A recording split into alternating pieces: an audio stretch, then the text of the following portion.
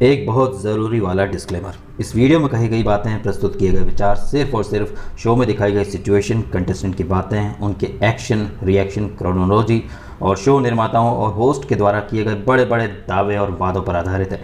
इस वीडियो का उद्देश्य सिर्फ शो में घटित हुई घटनाओं का विश्लेषण करना है, ना कि किसी होस्ट, कंटेस्टेंट या उनके फैंस को खुश करना या नाराज़ करना।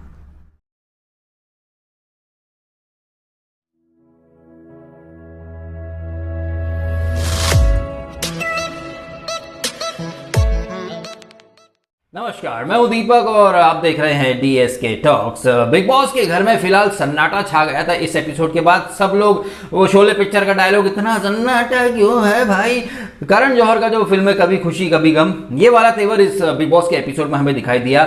और खुद को बहुत ज्यादा क्लासी, सोफिस्टिकेटेड, एलीट और बहुत ही जबरदस्त सर्वगुण संपन्न और निहायत ही सेंसिबल बताने वाले कुछ लोग कैसे कल पागल हो गए और पागलों की तरह बिहेव करने लग गए। और इनमें एक जो कंटेस्टेंट है फेक नाथ, वो अपना रोल मॉडल मानता है सिद्धार्थ शुक्ला को। अब भैया फेक नाथ शुक्ला को अपना रोल मॉडल क्यों मानता है, ये तो आप फेक नाथ का जो खेल है वो देखकर आप समझ जाएंगे। खाम में गुस्सा करता है, खाम में झगड़ा करता है और लोगों को मारने के मौके ढूंढता रहता है। ये जो फेक नाथ है वो कैसे खुद को एक्सपोज कर रहा है। एक तरफ ये बंदा बोलता रहा कि महिलाओं से तमीज से बात करो, लेडीज की रिस्पेक्ट करो। एट द सेम टाइम ये बंदा 20 साल की मुस्कान चट्टानों को मारने के लिए दौड़ पड़ता है। प्रतीक के शब्द ये लोग पकड़ लेते हैं कि औरतों से तमीज से बात करो, तब ये करणनाथ उर्फ फेक नाथ उर्फ शुक्ला का फैन जब प्रतीक से आर्गुमेंट होते हैं फीमेल्स के, तो ये फेकनाथ फीमेल्स का साथ देता है और प्रतीक को ज्ञान देता है कि महिलाओं से बात करने की तमीज सीख, महिलाओं से रिस्पेक्ट से बात कर, ये कर वो कर। लेकिन खुद ये अपने से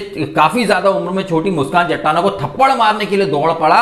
एक तरफ ये कहता है कि भाई इसे अपब्रिंगिंग अच्छी मिली है, प्रतीक की अपब्रिंगिंग घटिया है, लेकिन एट द सेम टाइम ये महोदय अपने अंदर का चुकला बाहर लेकर के आते हैं और मुस्कान चट्टानों को थप्पड़ मारने के लिए दौड़ पड़ते हैं। वो तो घर वालों ने रोक लिया। तो ये कहीं ना कहीं करणनाथ जो अपना कैरियर को रिवाइव करने आया है वो घनघोर तरीके से बेइज्जत और जलील होकर जाएगा और अपने माँ बाप का नाम भी डुबाएगा। एक तरफ कहता है महिलाओं से तमीज से बात करो, रिस्पेक्ट दो, ये दो वो दो, जबान पे लगाम लगाओ, लेकिन खुद एक लड़की को मारने दौड़ पड़ते हैं। यही नहीं, so called classy sophisticated Shamita Shetty एक रात पहले अंतर इससे अक्षरा से लड़ रही थी। मॉर्निंग में आके सॉरी बोल देती हैं, पैचअप कर लेती, कहती कि मैं कुछ और सोच रही थी। कहीं ना कहीं शमिता खुद को एक्सपोज कर जाती है। इस एपिसोड के अंदर ये टाटा और बाटा एक जो अलग ग्रुप बन चुका है, इसके बारे में बातें होती हैं। लेकिन यहाँ ये जो क्या नेहा भसीन कहीं ना कहीं मुझे डायंड्रा की याद दिलाती हैं और प्रतीक मुझे ये जो डायंड्रा और गौतम वाला सीन था, पता नहीं क्यों, लेकिन मुझे ये चीज उसी डायरेक्शन में जाती हुई लग रही। रूठने मनाने में बीती जाएं ये जिंदगानियां, वो दिल भर जानियां, तुमने टाटा कैसे बोला, बाटा कैसे बोला। बाहर मतलब इन्होंने मेहनत की है, अपना नाम बनाया है, तो इन्हें वो प्रिविलेज मिले हैं। टोटली बात को अलग ही डायरेक्शन में लेके चलेगी नेहा भसीन। ये घर के अंदर की बात थी, क्योंकि एक जो ग्रुप है टाटा वाला वो बहुत ज्यादा क्लासी है, सोफिस्टिकेटेड है, उनकी अपब्रिंगिंग अच्छी है, वो सेंसिबल है, वो सर्वगुण संपन्न है, वो बिचिंग नहीं करते। क्योंकि करण जौहर के मुताबिक ये लोग तो डिस्कशन करते हैं, बिचिंग तो वो लोग करते हैं। कौन? मतलब दूसरा ग्रुप। लेकिन आप आयरनी देखिए कि ये जो ग्रुप है जहां रिद्धिमा है, शमिता, जो कि दूसरों का लेवल बताएंगी, दूसरे की क्लास बताएंगी, दूसरे की लैंग्वेज घटिया, दूसरे की अपब्रिंगिंग घटिया है, दूसरे का खानदान कामचोर है।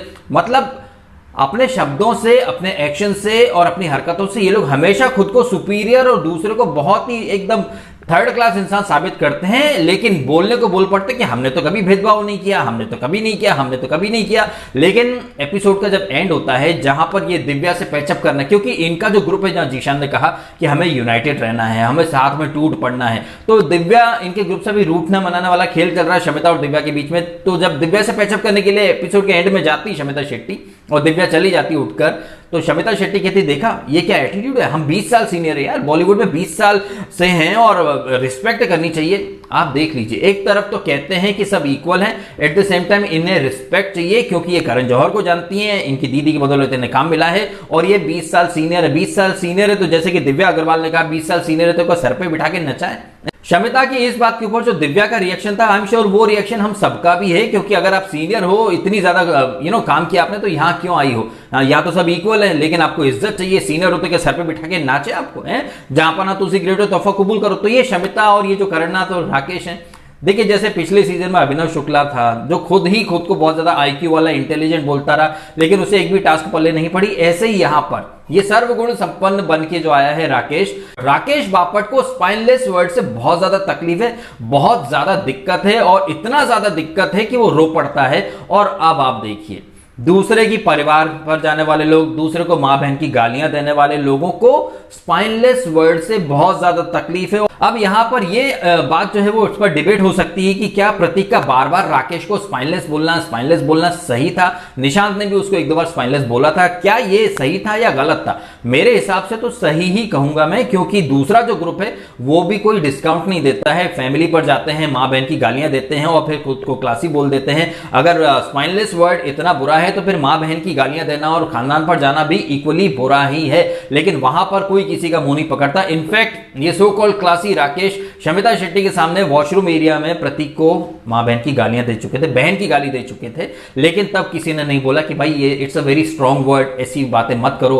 करणनाथ, फेकनाथ, रिद्धिमा आए दिन प्रतीक की अपब्रिंगिंग और उसके ऊपर फैमिली के ऊपर जाते हैं, लेकिन वो चलता है। But spineless is a very strong word. भाई इतना स्ट्रॉन्ग वर्ड था, आपको इतना बुरा लगा तो जब करण जौहर ने कहा था तभी आपको ऑब्जेक्शन ले लेना था ना। उसके ऊपर फिर राकेश का रोना और उसके बाद पूरा ग्रुप जो है वहां पर उसको सिंपैथी देना, और निशांत को कहीं ना कहीं गलत तरीके से समझा है राकेश ने कह भी दिया देखिए या तो एहसान करो या मत करो, करो तो गिनाओ मत, लेकिन राकेश ने यहां पर साबित कर दिया। हालांकि उसने फौजी का बेटा हूं करके सिंपैथी लेने की कोशिश की, लेकिन राकेश ने जो कहा कि निशांत को मैंने कहां से उठाया, कैसे कैसे इसको ऊपर लाया और मैं बहुत ज्यादा हर्ट हूं, मैं उससे बात नहीं करूंगा, लेकिन निशांत बाहर बैठकर चुगलियां नहीं कर रहा था। निशांत खुद इमोशनल हो रहा था कि यार इसको इतना बोल दिया, बहुत हर्ट हो रहा है, उसे रोता हुआ नहीं देख सकते। अब एक चीज यहां पर देखें, थोड़ी देर पहले तक ये सारे लोग आपस में लड़ रहे थे, शमिता शेट्टी और पूरा ग्रुप जो है वो एक छोटी सी बात थी, आई थिंक टॉयलेट में एक कप रख दिया था शमिता ने, और राकेश जो है जिन्हें बिग बॉस ने कहा था कि घर अच्छे से चलाओ,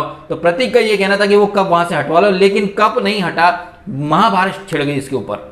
इसके बाद जो इन लोगों ने प्लान किया था, जैसे कि जीशान इन सब ने बोला था कि टाटा बाटा ग्रुप है, हम सब एक साथ चढ़ पड़ेंगे क्योंकि वो यूनाइटेड है, तो सारा का सारा ग्रुप, और शमिता तो मतलब प्रतीक की बातों को ही कट कॉपी पेस्ट कर रही थी, एकदम घटिया लग रही थी। और नया हसीन जो कि दोनों ही हाथों में लड्डू चाहती हैं, वो फिलहाल टाटा वाले ग्रुप में थी, क्योंकि प्रिविलेज है, क्लासी है, एलिगेंट है, सोफिस्टिकेटेड है, तो वो दिखाना है। तो ये टाटा बाटा का ये जो लड़ाई चलती रही, एक कप के ऊपर लड़ाई चलती रही, टॉयलेट में रखा था, राकेश का अलग कहना, एक तरफ वो कहता कि घर में सब काम करो, साफ सफाई करो, वहीं at the same time Shamita के लिए रूल्स अलग हो जाते कि वो उठा देगी, बाद में कर लेगी।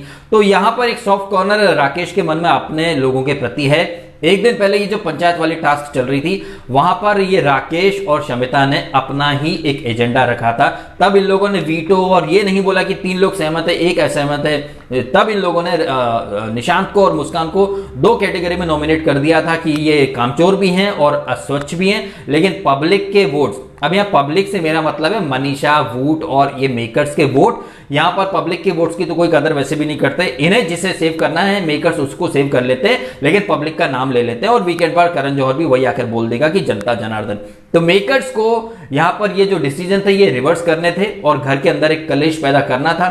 कहीं ना कहीं मेकर्स खुद राकेश को स्पाइनलेस दिखाना चाहते थे, इवेंचुअली वो उन्होंने करके दिखाया भी, क्योंकि राकेश का खुद का कोई डिसीजन है नहीं, उसे जैसा शमिता बोल देती है वो वैसा ही करता है, उसकी खुद की कोई थॉट प्रोसेस एक दिन है एक दिन नहीं है, तो ये स्पाइनलेस ही होता है ना। एक दिन पहले आपने कोई नहीं सोचा कि वो 2 लोग अननेसेसरीली नॉमिनेट हो जाएंगे, लेकिन एक दिन बाद आपको सडनली रियलाइज हो रहा है कि नहीं यार वो 2 लोगों को खामखा में नॉमिनेशन में डाला जाएगा, नहीं वो 3 लोग सहमत है, मैं एग्री नहीं हूं। ये सारी जो बातें करके कहीं ना कहीं राकेश ने खुद को स्पाइनलेस ही साबित किया है, और स्पाइनलेस सिर्फ इसमें नहीं और भी चीजों में स्पाइनलेस को उसने खुद को साबित किया है। जब लड़कियां लड़कों को गाली देती हैं तो ये चुप रहते हैं, लेकिन लड़का अगर कुछ बोल देता है, स्पेशली प्रतीक अगर कुछ बोल दे या निशान कुछ बोल दे, तो ये चढ़ पड़ते हैं। इतना तो कहीं ना कहीं कॉमन सेंस होता ही एक इंसान के अंदर कि सही क्या है गलत क्या है। गलत चीजें इन लोगों ने डे 1 से एनकरेज की हैं, जैसे कि वुमन कार्ड, फेक फेमिनिज्म, दूसरे की फैमिली पर जाना, दूसरे को गालियां देना, ये सब कुछ इन लोगों ने एनकरेज किया, लेकिन खुद एक स्पाइनलेस वर्ड नहीं झेल पाए। उसके बाद ये लोग बोल देते हैं कि हम क्लासी हैं, हम सेंसिबल हैं, हम सर्वगुण संपन्न हैं। भाई अगर ये बात है तो फिर मैं अमेरिका का प्रेसिडेंट हूं। ये बात उतनी ही सही है जितनी कि ये लोगों की बात सही है, उतनी ही सही मेरी भी बात है। ये क्लासी है, सेंसिबल है, सोफिस्टिकेटेड है, सर्वगुण संपन्न है, तो अपन भी प्रेसिडेंट ऑफ यूनाइटेड स्टेट्स है।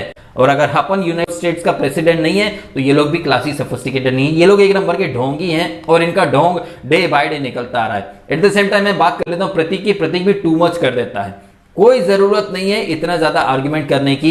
आपने रिद्धिमा से इतनी बातें करी, रिद्धिमा ने आपसे बात की, लेकिन जैसे ही नॉमिनेशन की प्रक्रिया समाप्त हुई, सारे लोग नॉमिनेटेड हो गए, सडनली घर में कभी खुशी कभी गम वाला सीन वहां पर आ गया। 1 मिनट पहले तक सब लड़ रहे थे, लेकिन जैसे ही नॉमिनेटेड सब हुए, सॉरी बोलने लग गए, गले लग रहे हैं, एक दूसरे से गिले शिकवे दूर कर रहे हैं। जैसे कि रिद्धिमा पैचअप कर रही प्रतीक से, प्रतीक ने भी माफ करके गले लगा लिया। उधर निशांत और राकेश का भी पैचअप हो गया, इधर शमिता भी दिव्या से पैचअप करने आ गई। मतलब कोने कोने में पैचअप, चलो गिले शिकवे दूर करो यार, लेट्स बी फ्रेंड्स अगेन वाला कॉन्सेप्ट शुरू होगा। क्यों?